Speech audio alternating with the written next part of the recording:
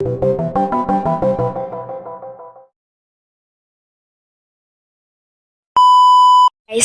guys is itatalakay natin ngayon guys yung naging buhay ni Apolinario de la Cruz o mas kilala bilang Hermano Pule.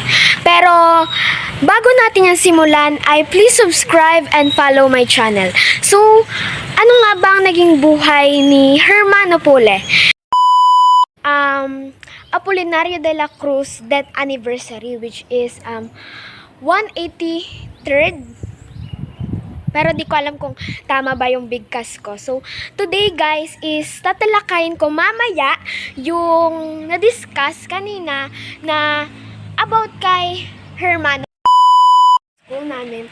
As meron kaming estatwa o statue ni Hermano Pule, which is kasi andito ako sa Quezon Province or dito ako naninirahan sa Quezon Province.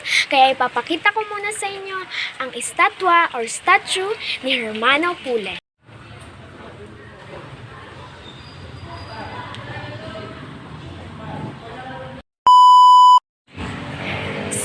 Apolinario de la Cruz o mas kilala bilang Hermano Pule ay pinanganak noong Hunyo 22, 1815 sa Lucban, Tayabas o ngayon ay tinatawag nating Lucban, Quezon Province.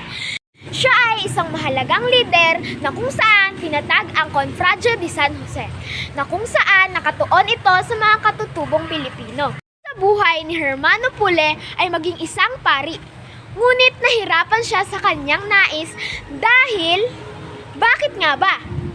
Dahil yan sa mga Espanyol na kung saan siya ay pinipigilan at hindi tumatanggap hindi tumatanggap ang mga Amerikano ng Indiano.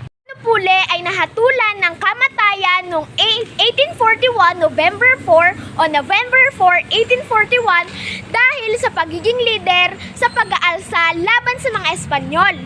Ay nakatagpo ang matinding pagsalungat na sa otoridad at sa simbahan.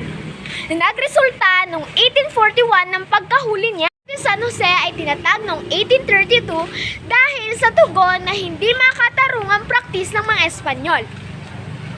Isa pa rito ay lumago ito na lumago hanggang 4,500 hanggang sa 5,000.